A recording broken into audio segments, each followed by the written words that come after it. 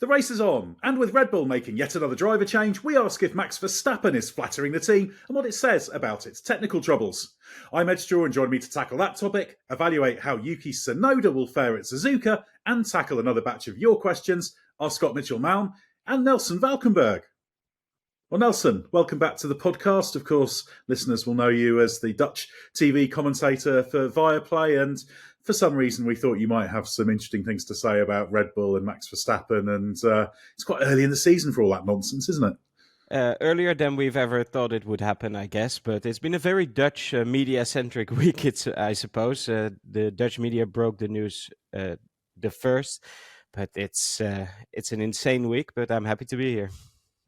Yeah, well, there's plenty we're going to be able to get into on this. And Scott, you're having a little bit of a break. I think this is one of your few working appointments of today. You've had to go into seclusion and retreat to a remote part of Sweden after the madness of the past week.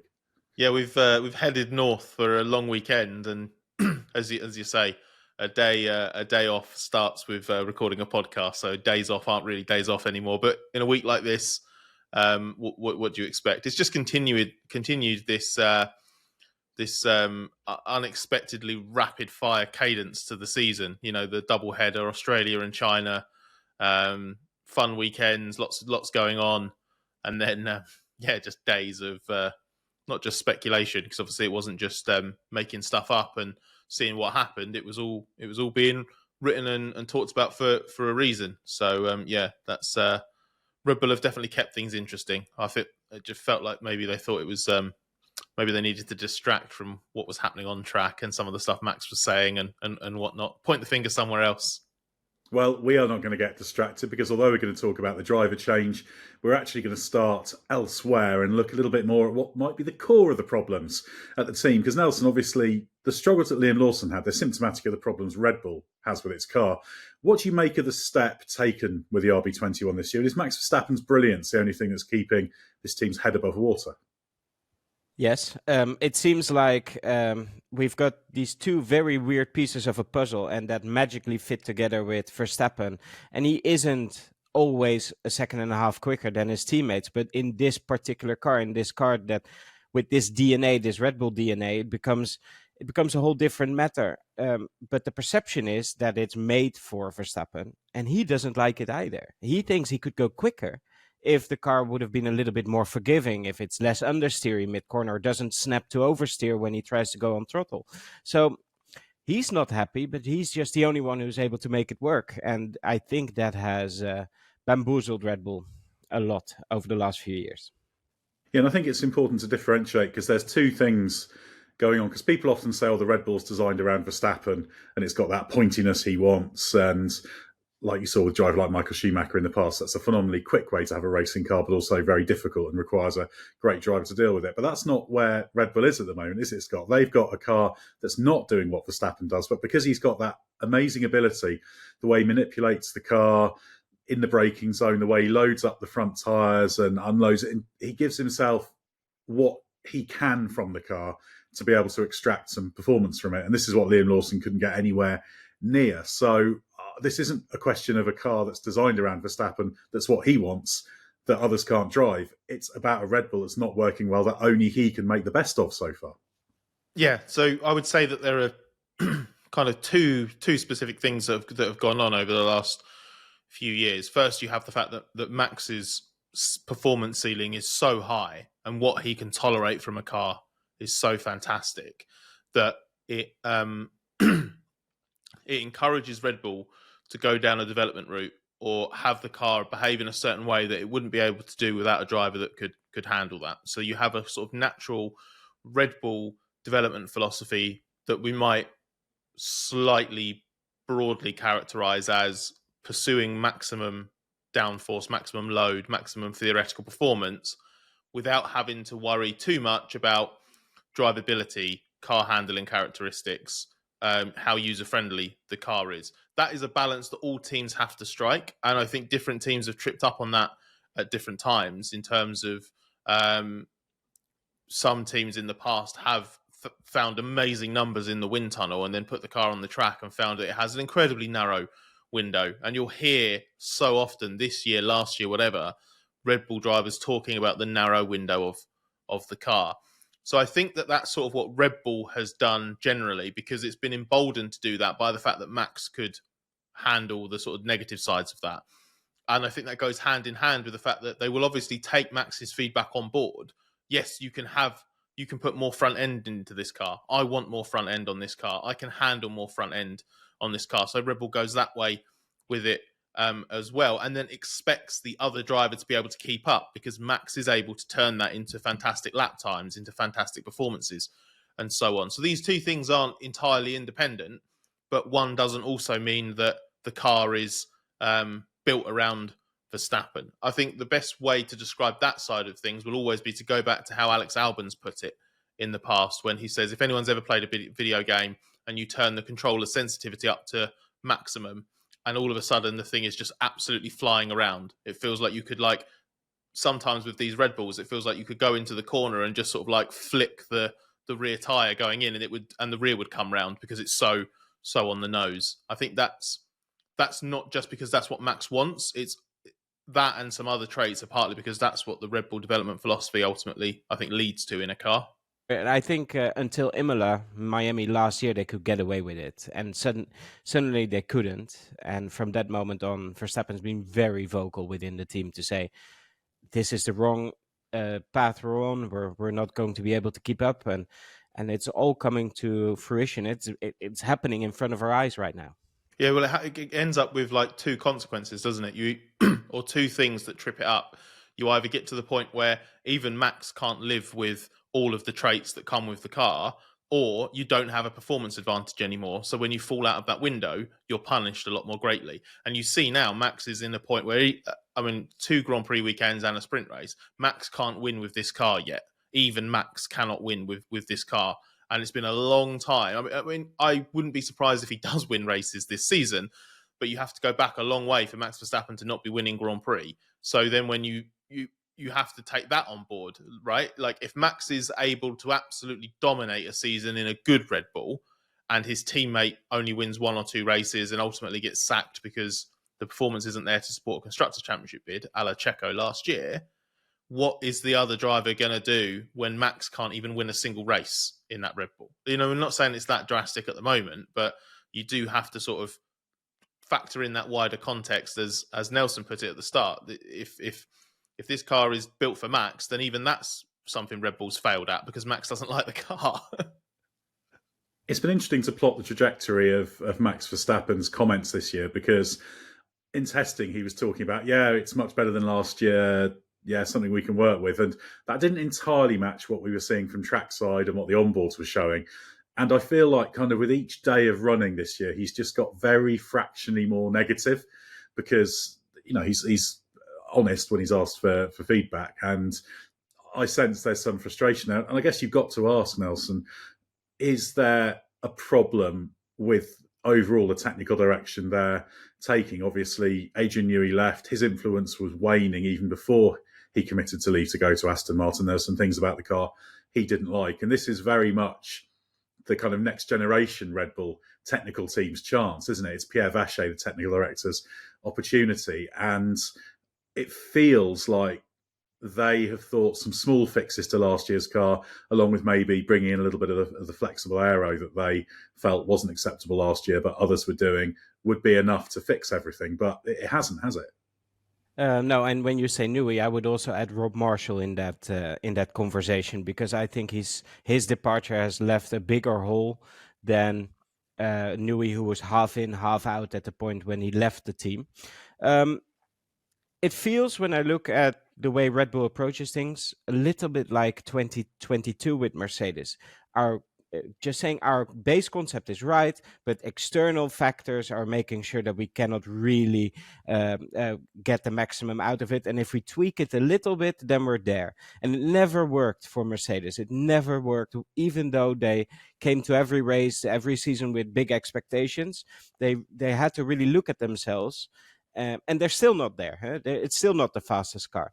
And it seems from the outside that the Vacher-led team very much believes in its own concept, because we've been successful with it before. And if we just make some tweaks, and if we can stop others using this very annoying and illegal flexi wing advantage that they have, then we're going to be there. If nobody has flexi wings, then we're there. And it's just not working like that. I'd be very interested to see exactly how much accountability Red Bull does ultimately take with where the car's at, the struggles that the drivers are having, the extent of the Lawson issues. Because when they made the announcement that Tsunoda would replace Lawson, they made a point of saying that that Tsunoda's experience would assist in the development of the car, which obviously has been taken by some people, not unfairly, because I did think this as well, is like Red Bull holding their hands up and saying, look, we know that the car's not right. And it's a continuation of everything we've heard from preseason testing. You know, Vache was quoted in the team's own press release at testing that they hadn't made the steps with the car that they wanted. But I would just caution that interpretation slightly, because the more I thought about it, the more I was thinking, like, I wonder what Max thinks about this. I wonder what Max thinks about the suggestion that they need Yuki in the car to assist with the development. Because Verstappen's been saying for ages that they've got problems in the car. I understand that two different voices picking up on different things can perhaps help, but they haven't even been able to make the progress that Verstappen feels has been necessary with the specific feedback that he has been offering. So I just don't see, and this is no disrespect to Yuki at all, because I think it's more about Red Bull sort of justifying it after the fact. I don't see how Yuki can be the missing link in terms of that development. So then on the point of accountability, how much are Red Bull genuinely looking at themselves and thinking, okay, this is the problem area, this is what we don't understand, this is where we've gone wrong, and how much is it still finding just a little bit of being like, we haven't actually had everything we need to fix this car in its entirety. And I just don't think that chimes with the way that Verstappen wants things to work, because we know what he can get like and how he can feel if the perception is that not everyone in the team's on the same wavelength. Remember not just the outburst in the Hungarian Grand Prix last year, but the comments to the media afterwards. You know, that was the point where his relationship with Red Bull felt really, really frayed. And he's doing a very good job of putting a brave face on it in public at the moment. But I think that's partly coming from him almost self-censoring to a degree. I think he's being very, very sensible at keeping his sort of mouth shut a little bit and just not answering questions as freely as he otherwise might, because I think if he wanted to speak his mind, he would, and I don't think he'd say particularly nice things. And I suspect Nelson is better placed to judge on this, that I imagine that's sort of still the case in his native language interviews, because he's always been more open to Dutch media, hasn't he? But it feels like even there he's still a bit reserved. He is extremely reserved. We're all a little bit flabbergasted by, especially in front of a camera, the answers we're getting. But it seems like he's just decided, okay, this is the season I'm having to deal with.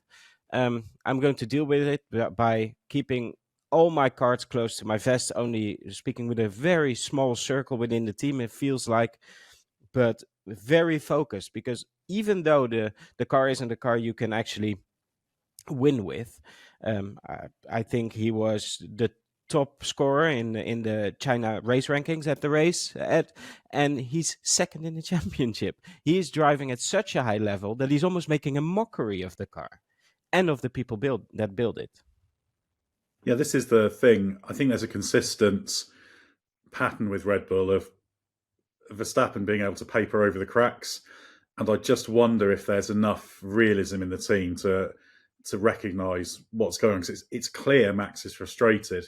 Or he certainly was last year when he talked about the fact he'd been giving feedback about the car was or wasn't doing, and it wasn't being taken seriously because he was so good at extracting the most from it. So it's really interesting to wonder where his mindset is, isn't it, Nelson? Because there's always a question mark about what's he going to do in the future. Is he just going to sit in with Red Bull for the next 18 months or so, see how next year's engines work, and then he can jump ship for 27? Is he thinking of moving for 26? Is he keeping quiet because it's not in his interest to build up a big, what Fred Vasseur would say, a big polemic on everything? He's just able to just play the game that he wants to. Is he does he want changes in Red Bull because he's not convinced that the way's working? There's a lot of potential things that could be going on with Max, or it could even just be, couldn't it, that he is just thinking, well, okay, I'll make the best of it. I'm quite happy just to sit here and do what I do. But that doesn't sound very Max Verstappen to me.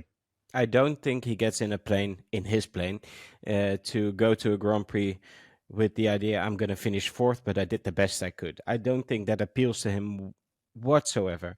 He wants to win. He wants to dominate. He wants to lead by 20, 25 seconds. And if he has the odd race like in Brazil last year, then he'll satisfy that.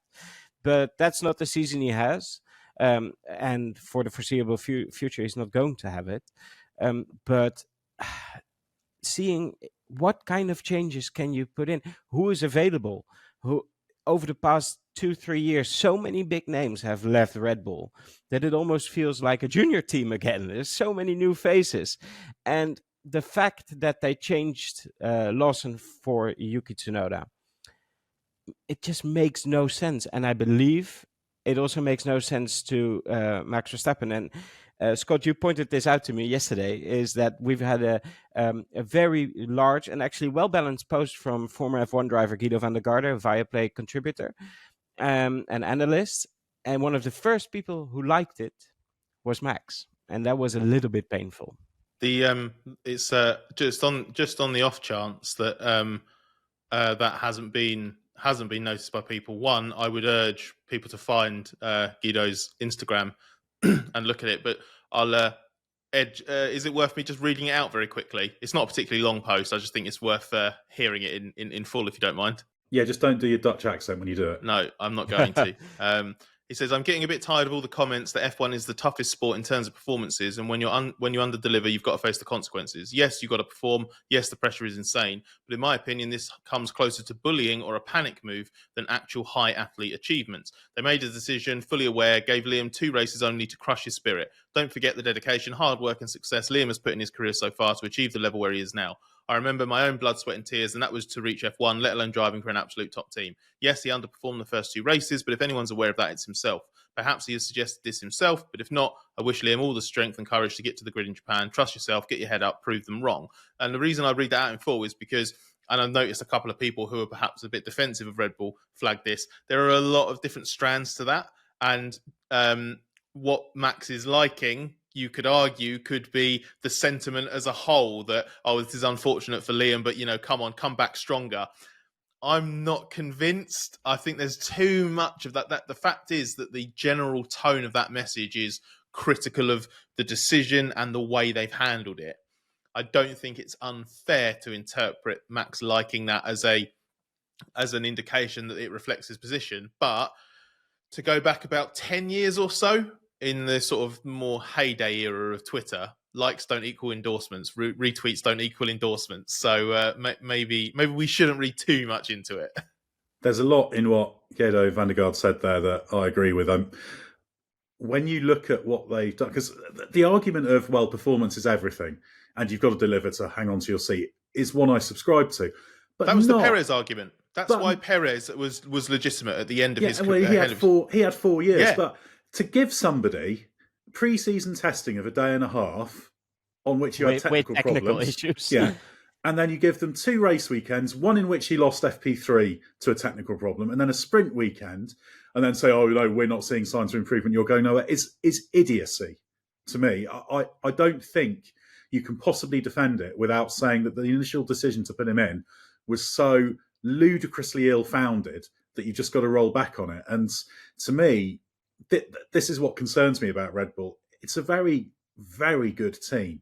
They do so much right, but I just worry, Nelson, that this is just symptomatic of a team that doesn't really have a good handle on its decision-making and what it needs to be doing. And I wonder if that's starting to extend to the technical side. And actually, this is a team that's getting progressively weaker. And probably the bit that you will see fade last will be trackside operation, where they're still phenomenally good, because that's kind of the last thing that will be affected by this kind of rot that seems to be there. Do you think, is that a little bit of an overstatement, or do you think there could be something like that going on, something rotten in the state of Red Bull?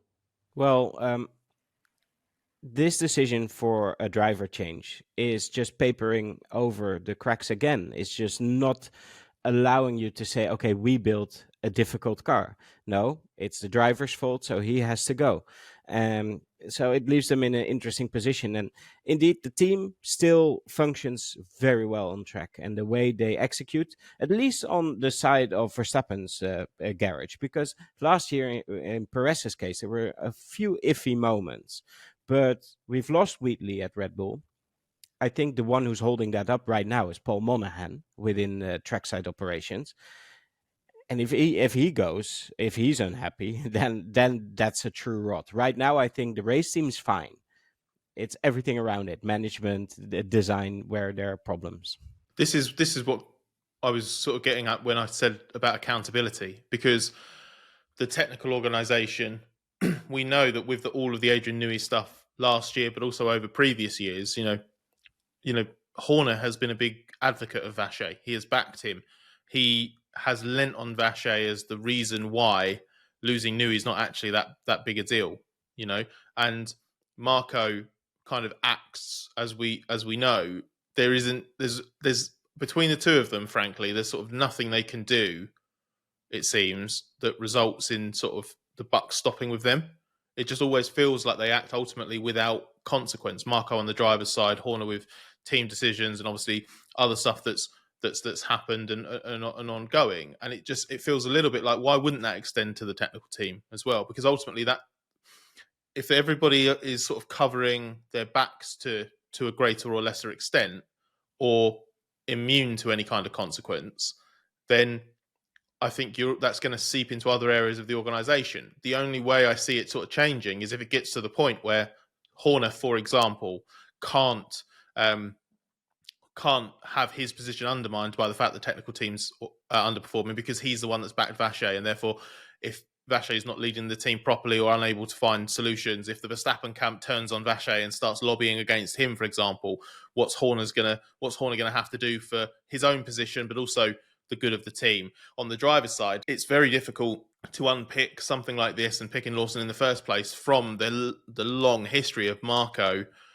making driver choices on whims and without scrutiny and stuff like that. And we know that there was a lot of sort of back and forth between Horner and Marco and ultimately the stakeholders within Red Bull on who was the right choice. There wasn't really a unanimous position, and this is being presented now as this change as a unanimous position, but it's hard to really know for sure, because it's always just so murky around the decision making, and trying to identify logic where there might not be one could well be a fool's errand. I was amused by some of the justification. I've seen Helmut Marko said, Yuki Tsunoda's a new driver this year. And you kind of think, well, A, it's two races, and B, he had a strong year last year. And if anything, the inconsistency that Tsunoda had last year was more down to the team than anything else. And I just don't see how you can slice and dice it to make it a logical decision other than just, we decided to make a change because things aren't going well. It's a really messy situation. I can't help but agree that it reflects there's still political problems in terms of the leadership of that team. We're kind of in the post-Dietrich Mateschitz era of Red Bull, aren't we? And it just has not settled down, even if there's periods of superficial calm. And the funny thing about this all is that the big winner might be Liam Lawson. If he just gets into a car that actually works the way we think the Racing Bulls car works, and he now has a full season to probably out-qualify Hadjar, although Hadjar is driving well, and maybe outperform on a consistent basis the car he just vacated, he'll be fine.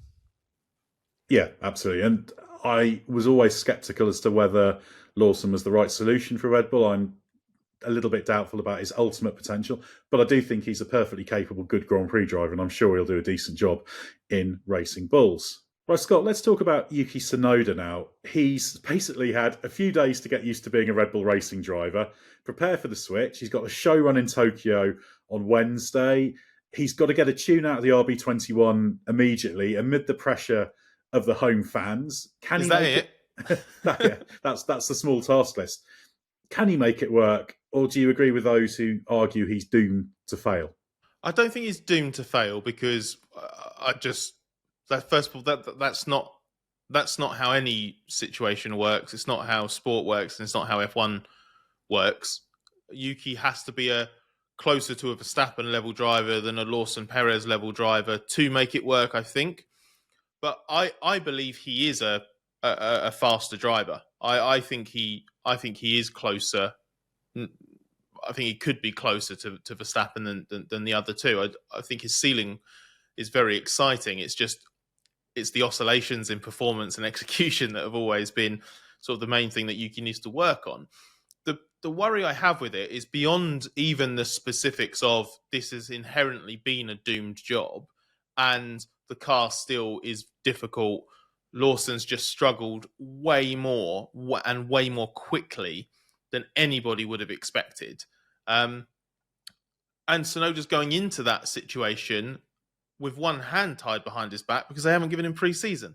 That's the thing that I don't understand. Like, you've made a decision that basically means Lawson gets the full run up to the year. He's embedded within the team. He's doing the simulator work at the factory. He's done the preseason test as limited as it ended up being. He started the season. All of that. You've taken all of that away from Tsunoda just to chuck him in early in the season. So Lawson's not got any of the benefit of what you've given him in the winter. Tsunoda's got all of the disadvantages of a mid-season switch, and you've given it no time to play out whatsoever. So if he goes in and makes an impact immediately in Japan, I don't think we could talk highly enough of the quality that will take. And I also think that naturally should buy him a bit of time. The problem is, this is Red Bull. They've just dropped a driver after 2 races. So if they weren't going to give Lawson time, I don't know how much time they're going to give Tsunoda. I think he's got good potential, obviously. And there was talk at the end of last year when he did the test. He felt like actually that Red Bull suited him really well. He sort of conveyed almost a sense of surprise that given all of the talk about how difficult it was, he thought it might take a bit more adapting in that test than it did.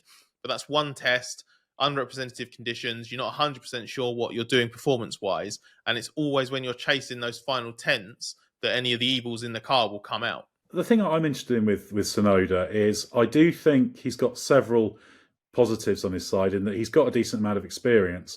I think that period he had with Daniel Ricciardo as teammate will have helped him because Yuki's a driver who really likes to brake late. He's a late braking driver, and Pierre Gasly was that as well. And Tsunoda said in the past, "Oh, nobody brakes as hard as me."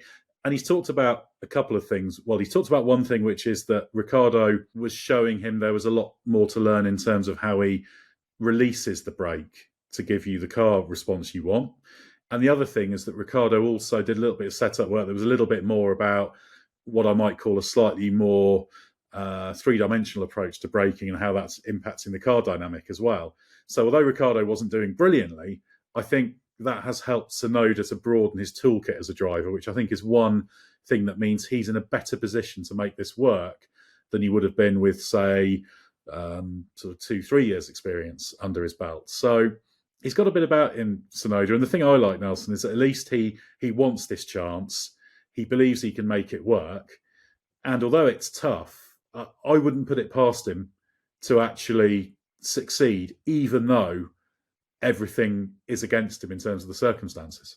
But the big question is, what does success look like? If Verstappen qualifies 4/10 of pole, and you give Tsunoda another 4/10, say that, then he's already deep in Q2, almost on going out on Q1 because the field is so condensed.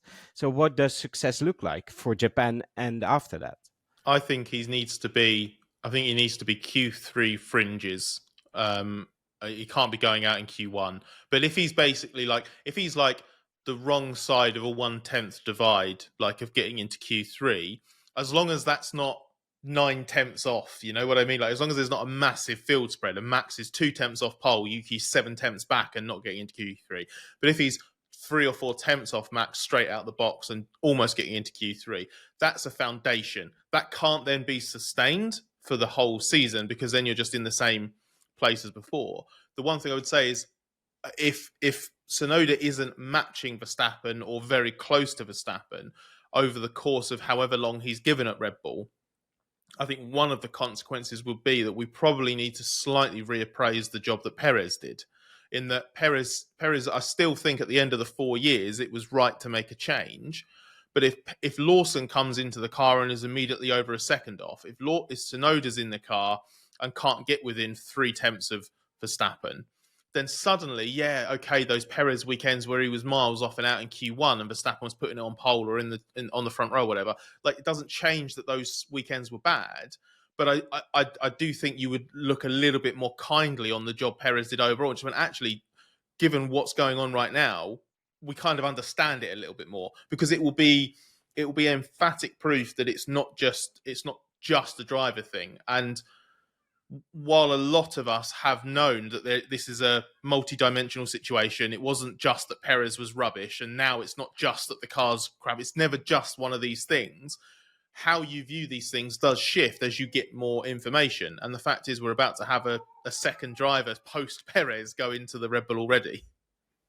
And that would make it an extremely expensive mistake if we come to the conclusion that Perez was of the same caliber, maybe a little bit better than Yuki and Liam. But you say there is little patience at Red Bull. Where do they go after this? If Yuki doesn't work, are they going to promote Lindblad out of F2 after a handful of races? That's not going to happen. Are they going to try and get Colapinto? Where that would mean that Yuki's on the sidelines for the remainder of the season. So they have nowhere to go after this. This has to work some way. And I think they've got to modify their strategy somewhat and think about partly the timelines with their driver development, the choices that are going into their driver development program. They have changed that a little bit because you've got Guillaume Rocky, who was Sebastian Vettel's race engineer.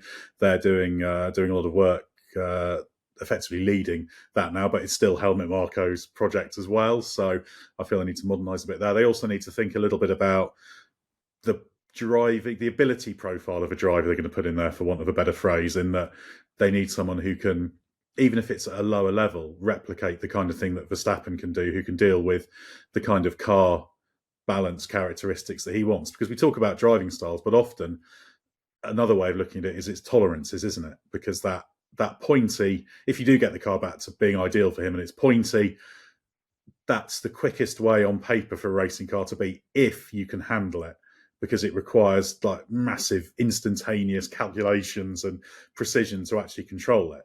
And that's going to be the fastest way. So you need a driver who can at least do that to a slightly lower level consistently without it massively containing them. So they need to think massively about what they're going to do. But I suppose the interesting question is, Scott, is how long does Tsunoda have, not necessarily before he's dropped, but before Red Bull think, actually, we don't think, if Yuki isn't delivering at the level they want, we don't think he's the driver for next year.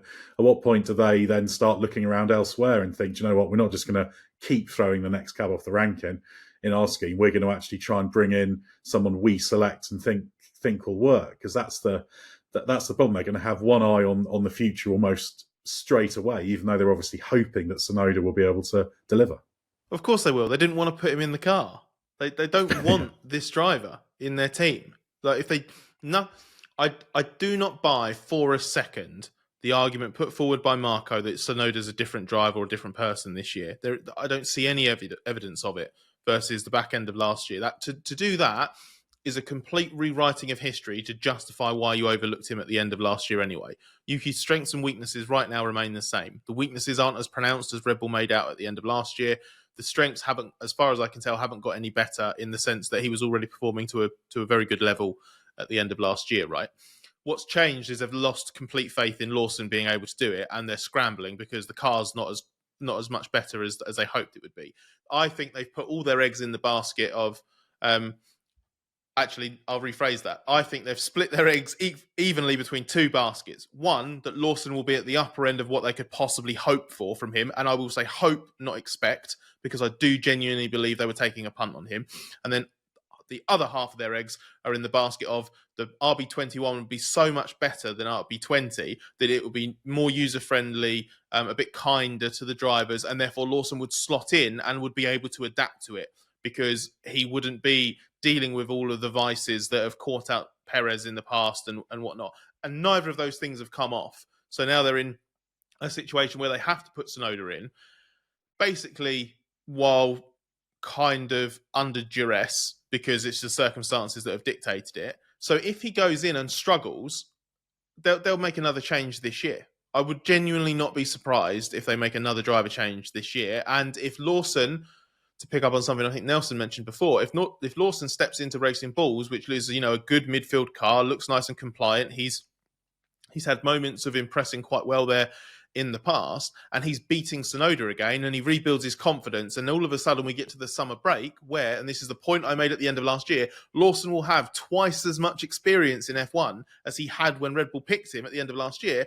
I can see them putting Lawson back in the car if he's absolutely flying and Tsunoda's struggling. And I think that's the only move that they can really make, unless Hadjar is having such a good season they decide to do an Alex Albon in 2019 and put him in halfway through his rookie year, and look how well that works out for Red Bull and Albon overall. Like I can't see where they can go, because all of the other options they could have considered and did consider, Carlos Sainz, Albon, bringing him back, for example, they're under lock and key elsewhere. You're not going to get hold of them during the season.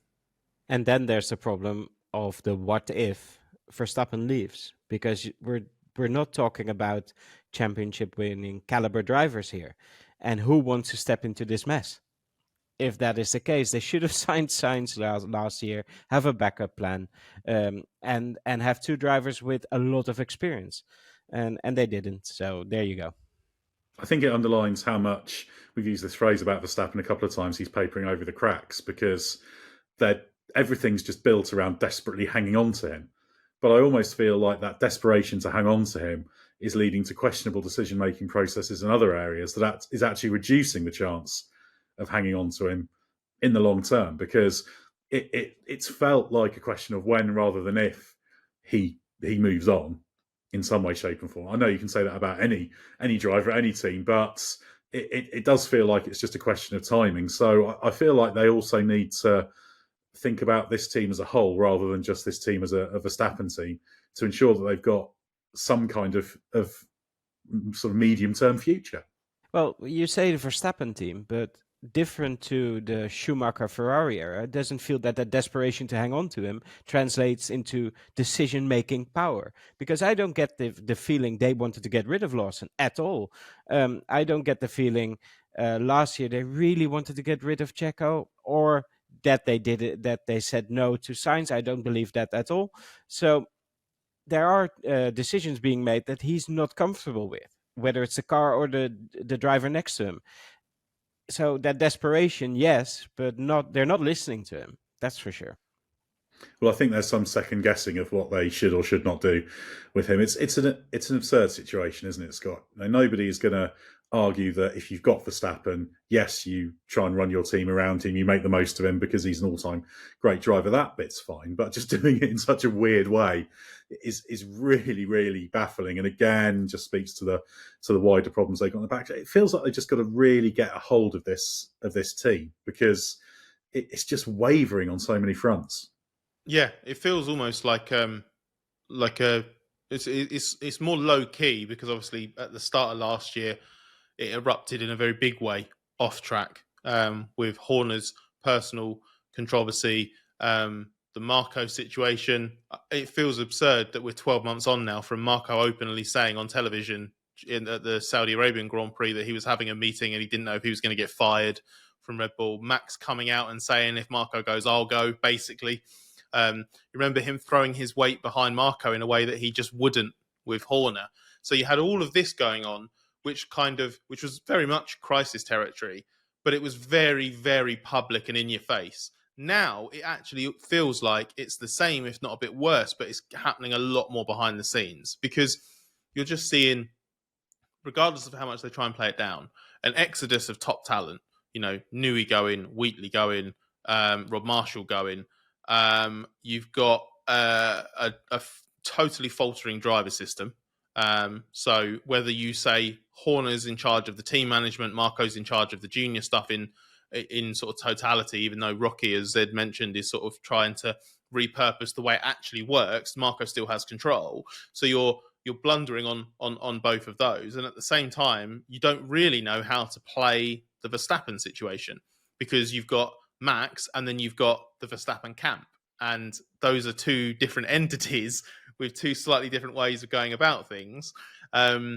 Two completely contrasting ways of going about things in reality. Like Max is just so no nonsense, zero interest in politics, wants to just get his head down and get on with things, but he's just willing to be incredibly blunt and scathing if he thinks it needs it.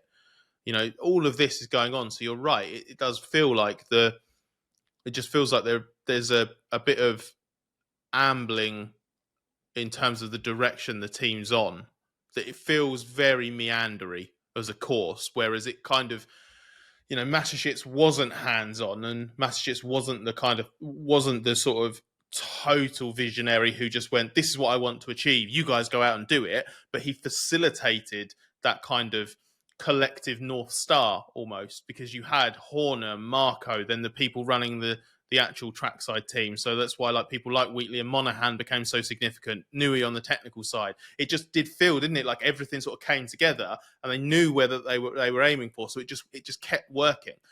But unfortunately, that's worked until it hasn't. And now I feel like the lack of overall out and out leader is really starting to hurt Red Bull. I think it says a lot about Red Bull's scenario and their situation that regardless of how well Yuki Tsunoda does, it still reflects terribly on the team. Because if he thrives, it shows they were wrong not to promote him in the first place. If he fails, then what's the point of making this change? So it's just an astounding situation. But through that all, Yuki Tsunoda's got to try and make something of it. And it'd be fantastic, I think, for F1 if he did, because he's a popular character. He's a driver with a lot of ability.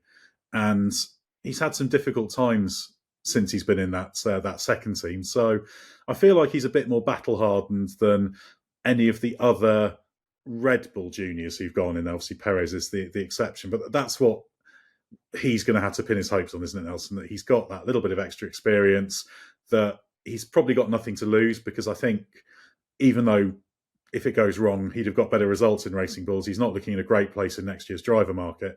But this is an opportunity to get in a car that's towards the front and succeed where everyone's almost expecting it to be really difficult and where failure is the most likely outcome. So that could be career changing, and that's what he's got to latch onto, isn't it? Yeah, and he's coming in with an enormous amount of confidence because he started the season really well. It's just a strategy that has let him down, but he could have been easily fifth in the Drivers' Championship by now. He's super quick, and he looks at peace with everything. So whether or not this reignites him and makes him question stuff, or he embraces it in the way you say and makes something of it, but he has nothing to lose. He would otherwise be probably Cadillac bound, whatever. That's where he needed to look for a seat. So why not? From his perspective, why not? And that it starts in Japan, that'll make it more difficult for him. But he is the kind of kid that will take that challenge on. He's not afraid of a challenge. So let's see. Absolutely. And that's going to be one of the big stories of the Japanese Grand Prix weekend. I'm fascinated to see how he gets on, and good luck to him. Let me just chime in here, Ed, before we move on, because as we've been recording this, there's a Helmut Marko, his usual Speed Week column that has been flagged to me. So I just wanted to mention it because there's a great line in it about, obviously, part of it is the justification for the change. And regarding Tsunoda coming in, he says, of course, there are many know-it-alls who will now object. Why wasn't Tsunoda given preference from the start? That's because Yuki's career often had ups and downs. He didn't exactly have an image of reliability and consistency, but now he's made a leap forward in his development, including in terms of physical preparation. Tsunoda is now a real muscle man. I needed to flag it because it cropped up. I couldn't not read it. And I just think it speaks to the absurdity of the justification after the fact. This idea that Yuki is now some kind of bodybuilder in the F1 paddock, diminutive Yuki, who has absolutely improved his physical preparation. But if Marko was paying attention, he'd have noticed that Yuki did that in the first 2 years of his career because he realised he was massively physically underprepared for F1. And to suggest that he wasn't the picture of reliability and consistency before, but suddenly is now 2 races into a new season is that to me underlines everything we just said about decisions being made by people who either aren't paying attention or don't care about the facts and are then just happy to rewrite history to suit their new agenda. Absolutely, yeah. It's yeah, you can't say the consistency's changed based on a sample set of 2 race weekends, because that's not enough. Yes, he's been consistently good through that, but that's not what consistency is it? It's madness. And remember when he was sent to well, not quite live with Franz Tost, but he was in the same apartment block as Franz Tost. And Franz Tost is the kind of person who'll be going for a run at 4:30 in the morning, hammering Yuki to do that. So that physical work went on some time ago. There's a lot of post hoc rationalisation going on here. That's evident in abundance. Right, for the final part of the podcast, we're going to tackle some members' questions. These will all have a bit of a Red Bull theme. These, of course, come from the Race Members Club, and if you'd like to get involved and have question-asking privileges, watch our exclusive members' videos that we're doing all over the place, read early access articles, listen to our exclusive members' podcast, then click on the link in the description or head to Patreon and search for The Race. It's a great community, and we're really, really enjoying giving the members more of what they want and build more of a relationship with them. It's been great to interact with our many enthusiastic members. So the first question for you, Nelson, comes from Aaron Riley.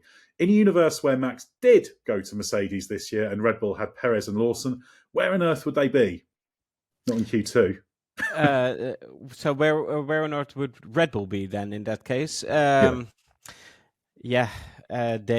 would struggle to get into Q1. They would struggle to get into the points, I believe, because Verstappen has been getting the most out of that car in a way we've rarely seen, and it would struggle to get into the top 4 in the Constructors' Championship, maybe even top 5. As for Verstappen, he might be in exactly the same spot, second in the championship, behind the McLarens, but in a little bit more calmer situation. And as to Mercedes, what we're seeing with Red Bull right now just points at how calm and without blame and without knee-jerk reactions the situation Mercedes has been handled. That is a big contrast. The next question we'll throw at you, Scott, from Gavin Cameron. Are Yuki Tsunoda's radio messages still an issue? Or is it just that broadcasters pick the ones where he's worked up?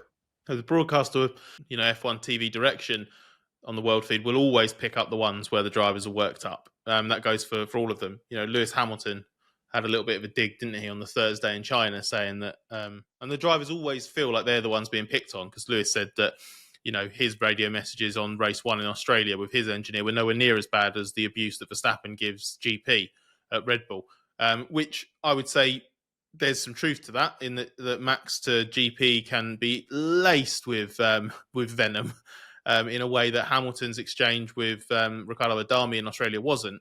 But Hamilton was wrong to suggest that nobody ever pays attention to that, because there's been a lot of time spent discussing the Max GP relationship. As for Tsunoda, I think it's largely in the same vein.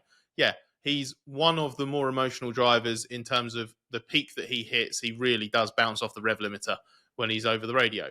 But they all do it to a greater or lesser extent. And Yuki's not like, they're not having to bleep out Yuki's radio every other lap or anything like that. It's just there are moments where, he does get very frustrated, and that's kind of how he expresses it. I don't think he will ever be an Oscar Piastri type of driver over the radio, but that comes down to personality. Piastri is an incredibly understated, very quiet character, almost introverted in the way that he goes about things. And I've spoken to people who have spent time with Yuki, who have seen him up close, like in the nicest way possible. Like Yuki can be weird, Yuki can be childish, Yuki can be extroverted. That's how he is as a person, and I love him for that. Like, I think he's a really, really interesting character. So no, I don't think that they're an issue as such, but you can guarantee Suzuka, he will be under a microscope from TV direction. There will be so much paying attention to what he's saying and what they can, flagging up the first bit of feedback he gives that's bad, the first time he sounds confused, the first time that he does hit the rev limiter because something's annoyed him in qualifying or something like that. And it might not be Suzuka, it might be another race weekend further down the line, but that's the reality that he faces, unfortunately. Hopefully people can just be quite sensible about it in how they react. Yeah, I was just going to say that in China, there was that message where he said he wanted to work the front a bit harder, and they said no, and he said, well, I'm going to. And actually, he was right in that. And there was a later message exchange where they sort of said, oh, yeah, we see what you're talking about now. Yeah, that's the right call. And I think the other thing with Yuki is because of there is a need with him to project as well. So that sort of shoutiness, I think, has to stay there as well because he's trying to get clarity over the radio also. So you have to, I think, bear that in mind as well. And it's a language barrier. It's not his Exactly. first language. So to make his point known, he has to be very forceful because he cannot use many words because he probably in that moment doesn't have them at hand. So we shouldn't take that away. Piastri, natural English speaker. Lewis Hamilton, natural English speaker. So it's a little bit of a different dynamic. The next question comes from Michael Amadi that I'll take. A crossover question to bring back V10s. During the early to mid-90s, Benetton's second seat was a revolving door, yet we later reassessed Martin Brundle's 92 season as Schumacher's talent became clear. Are there parallels at Red Bull today, and should we reevaluate a former Verstappen teammate? Well, on the latter point, I think that Alex Albon and Pierre Gasly have been reevaluated by their new circumstances, haven't they? Because they both established themselves as strong performers with other teams. I think there's a degree of parallel insofar as that element I was talking about earlier. Michael Schumacher was the classic pointy car. Others couldn't deal with it. They found it just too responsive and they couldn't be precise, and it just dented their confidence and they couldn't deal with it. And that was the case with Johnny Herbert, with Jos Verstappen, with the drivers who were there after Michael Schumacher, actually, Gerhard Berger and John Alesi in 96. They just struggled to get the most out of the car. So when the car is as Max wants it, which is that pointy responsiveness, they do struggle with it. That's not exactly what's going on at the moment. And I'd say it's more in the realm of the problem of if you're a good driver alongside an all-time great, one who can provoke the car to do what he needs to do, who can drive around some of the inconsistencies and problems to make the most of it, you can be made to look pretty stupid. And I think it's always worth keeping that in mind. What's a realistic level of expectation? So there are some parallels, although I think even Flavio Briatore at his most capricious would not have done something as ridiculous as the Lawson out after 2 races situation. And that's saying quite something, isn't it? Unless he could make a lot of money. Oh, That's well, probably, yes, of course, yeah. There is that. But it begs the question, what is a reasonable distance between Verstappen and a normal race driver? What would we all be comfortable with? 2/10? 4/10? What is normal? 3/10 are the notional number that gets thrown around, but I mean, I tend to think of it more in terms of points yield, because if you look back historically, I last looked at the numbers a while ago, so they might be slightly out of date after the last 10 years or so. But if you've got a second driver, let's say you're winning the Drivers' Championship with your lead driver, if you've got a second driver who's scoring 60, 65% of the points, that's normally okay. So that's maybe the threshold I'd look at. Do you have a calculus for it, Scott? I don't think you can, because obviously it's so circumstance driven. That's why I was saying earlier that like the thing with Tsunoda, like what success for Tsunoda going into it? Well, actually, in the situation that Red Bull's in, the car that they have, the gaps that we've seen so far, how compressed the field is, it's not a total disaster if he's out in Q2, as long as it's a competitive Q2 exit. You know, you wouldn't accept that 12 months ago when Verstappen's on pole and winning the race, and that's why Perez became under pressure, because the gulf in not just performance but result was massive. You know, if the top 4 or 5 cars are split by 0.2 of a second, there's 0.2 from quickest to 10th place, and Max is 4th or 5th in that, then again, a 6th or a 7th for Yuki actually looks really good, doesn't it? Whereas, or Max's teammate, whoever it is, looks really good, but qualifying 19th or 20th doesn't in any circumstance, unless Max is also out in Q1. So I think it would be, I hope that Red Bull hasn't done this, but yeah, the notional sort of 2-3 tenths, I think, is kind of in this sort of ideal neutral state where there's sort of like a sensible gap between teams, and it doesn't, that 2-3 tenths target, I think, is relatively okay, as long as you're not judging it in the context of the competition, because that is when it changes. And that is when you can kind of get away with a 3/10 margin, for example, if you've got a massive car advantage. Whereas there are other times where you'll be punished for even being a tenth slower. So I do think it's more driven by circumstance than just sort of a line in the sand, just pull a number out of thin air. And I think in the short term, it'll probably be upward curve in terms of the progress for the first few races for Tsunoda. That's the first thing they'll be looking at. Right, question now for you, Nelson, from William Foyle. In sim racing, you can't feel the car move with your body and you only feel it with your hands and see it with your eye. Could this be linked to why Max likes the Red Bull the way he does with such a pointy front end, and why others who have not done sim racing at a high level can't get on with the Red Bull as they need to feel the rear end with their body, and Max does not? I think Max is incredibly rare in the fact that he is both world leading in sim racing and in physical racing. I don't think we've ever seen it to this extent, nor do I think we'll see it a lot after this. I think it's a different skill set, and I think he enjoys it because of the competitiveness and because it heightens his precision driving. And maybe that precision translates to what he needs with this car, but to say that he likes this car is a stretch. I think they're separate worlds that come together just in this case in one very good driver. But that pointiness, that need to look at the steering wheel and it already turns in, was there even before the first Simric was brought into the Verstappen household. I think this is who he is, who he's always been as a driver, and not developed in the sim. It's also worth pointing out that obviously Max was prodigiously successful in karting, and he's still a product of the karting world in the same way that every driver is. It's not like he's honed his skills in sim racing and then made the switch. And in karting, you want that very pointy front end, throw the kart around, learn the kind of behaviours that come with that. And then obviously he stepped straight out of karts into Formula 3, a car that obviously had a very, very good level of downforce for a junior single-seater, but also very much there's a category of junior single-seater that is underpowered and overgripped. And I think Max kind of skipped that step and then went straight into learning the ropes on a car that was going to bite back if he got it wrong. And then obviously stepped up to F1 very quickly as well. So I do think Max's entire real-world education has kind of lent to him developing not just a certain type of style, but just an incredible toolbox as a driver in terms of being able to like judge when the rear's going. He has a phenomenal feel for how much to load up the front axle without killing the rear axle and suddenly being snappy. He's got, the sort of vague way of putting it, he's got very fast hands, so he's very good also at catching those moments before they turn into big moments and stuff like that. It's a reflection of his entire background, I think, as a driver, from the karting days, single-seater days, F1 days, and the sim racing stuff. Next up, a question from Marbles that we'll throw at you, Scott. I'm not saying it'll be a regular thing, but it was eye-catching watching Max battle for just mid-table points. How long would he put up with that before seriously looking to switch teams?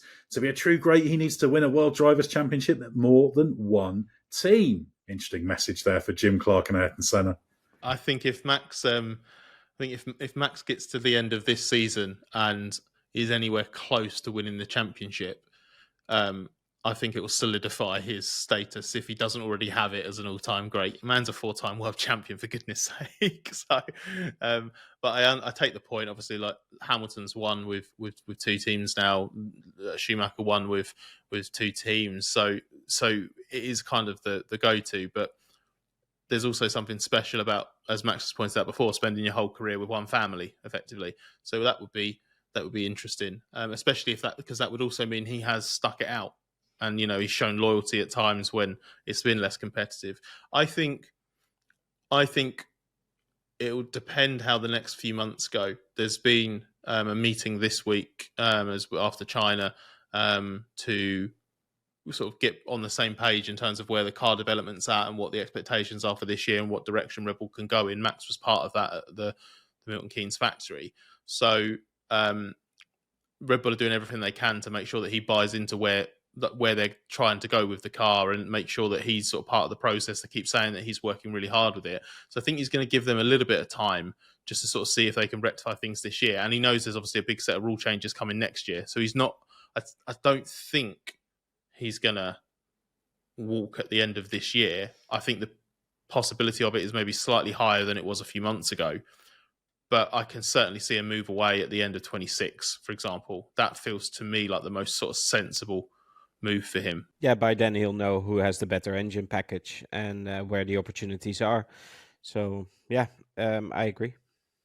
Yeah, it feels like a big risk to pin your colours to the mast of any other team at this particular stage. So that's probably the rational thing to do. Right, the final question from Maltese Falcon.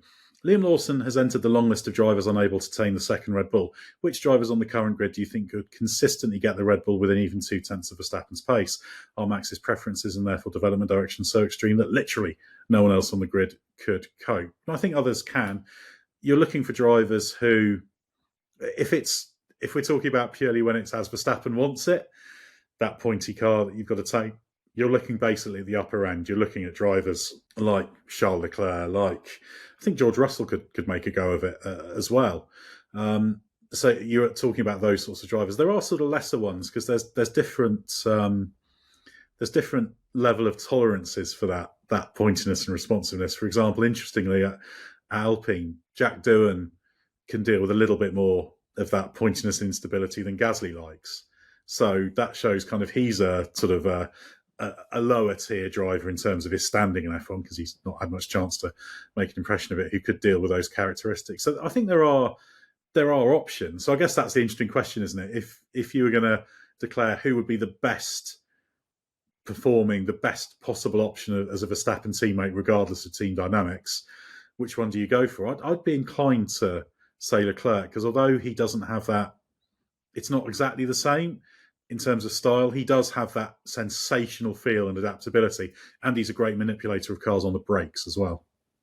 Yeah, we saw with Lando Norris this year already that he's complaining about a similar feel in the McLaren, that he's struggling to deal with the fact that it is super strong at the front, but the rear will give way. We heard it in Bahrain testing, and we heard it before after in China, where he said the car really doesn't suit me. So I wouldn't go for Lando Norris. I would go for Charles Leclerc as well. Yeah, Leclerc was the one that jumped to my mind. I did wonder about Norris. I think partly because I think he is quite adaptable and has shown himself to be very quick in different McLarens, but there's that little doubt of like the way that he wants to kind of carry more speed through the corner is going to get more punished if the rear doesn't kind of go with you. The flip side of it, you could argue that the other type of driving, where you want to drive it in deep into a corner, stand on the brakes really late, and then do quite a sharp rotation, if the rear's not going to stick with you as well, then maybe that'll be bit. And I think that's why the way that Max drives is so unique. I think Max is very good at sort of doing an initial bit of loading up on entry, introducing the car to the corner a little bit earlier, and then doing the sort of rotation a little bit later once he's kind of balanced everything out and got it quite steady state. Is very, very unique. So Leclerc, maybe with a little bit more experience, Kimi Antonelli, because Kimi looks like the kind of driver who is very, very happy to throw the car in and see if it sticks and then kind of gather it back up. So there's not a lot phases him. So I'll be interested to see what he could do. Well, before we finish up here, just have a special treat for those of you who listened all the way through. We're giving away a free month of access to the Race Members Club to the first 50 people who claim it via the link that you can find in the description of this episode. So if you act fast, make sure you don't miss out. And we look forward to seeing you in our community very, very soon. But thanks very much to Nelson. Thanks very much to Scott. We're now turning our attention to the east, so stay with us for everything you need to know from the Japanese Grand Prix.